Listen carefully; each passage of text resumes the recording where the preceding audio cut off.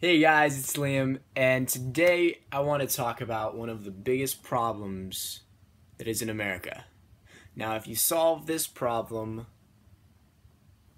all the other problems that we face as a nation will follow suit, and everything else will get better if we solve this one problem.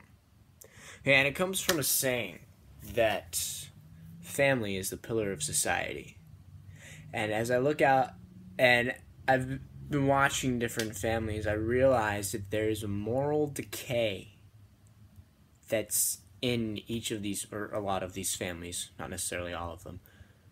But if you take a look at a building and the pillars are rotted and are falling apart, the building's going to follow too. Especially in older buildings when pillars actually meant something. Now they're just like decoration. But if the pillars are falling apart, the whole building is going to fall apart. And the same is true about our nation. Each one of our families are falling apart, so our nation is falling apart. So what do I mean by moral decay? What does the word morals mean? Well, it really comes down to right versus wrong. And this was a really big thing for me in high school. I went to an ethics class at my church, and they were talking about absolute truth is the word, and I got really excited, and I went to school the next day, and I was going to talk to people about absolute truth, and what I found absolutely shocked me. I was talking to a couple of my friends actually about absolute truth, and truth is not relative. That means that truth is outside of us, and we don't decide what is true. Does that make sense? Hopefully. Yeah, so I was telling them, I was like, right is right and wrong is wrong. We don't get to decide what that is. And they're like, oh no, well, if something is right for you, it's right for you, but it may be wrong for me, which is kind of a popular idea nowadays. But I started giving them strange, it's like everyone should agree that this is wrong. I was like, what if your grandma was walking down the street and some dude just decided to pop a cap in her head? Just straight up, just shoot your grandma dead. Is that wrong? And there's like, well, if it was right for him, it's right for him. It blew my mind. But there's an example that's like, that's wrong. Every society ever says that murder is wrong. Even like headhunters down in South America, they believe that murder is wrong. And they're like, wait, don't they like kill each other? Like, well, yes, but that's because they're getting revenge on another murder. It's a vicious cycle. So I could talk more about absolute truth and moral decay, but the fact is there is a moral decay, and people are only starting to care about themselves and not even their own families.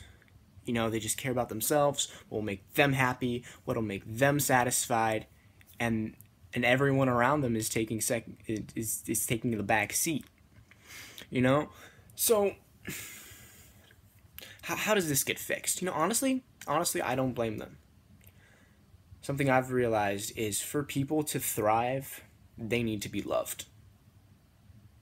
These people who are being very selfish, no one's ever loved them. So they have to love themselves. Nobody else will. So they're being selfish. They're making themselves happy because nobody else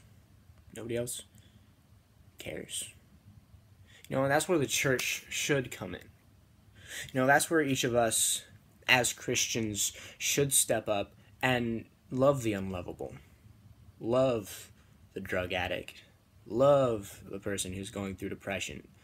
Love fill in the blank. Because I can promise you each of these people are going through something simply because they've been hurt. The drug addict, looking for love, looking for fulfillment, looking for satisfaction, maybe because he didn't get it from his father or his mother or a past relationship. He's been hurt, so he's looking to heal that hurt with something else. And I honestly believe that's when Jesus looked on any one of these sinners. The Bible said he had compassion, He had compassion because he looked past their circumstance and saw their pain that caused them to do this stupid stuff.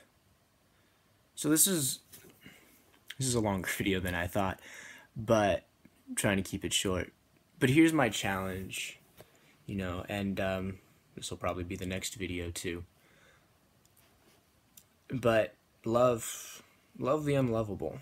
I'm going to talk about more what that means to love the unlovable in my next video, and how to do that, because it's honestly, it's unnatural. It's not natural to love people.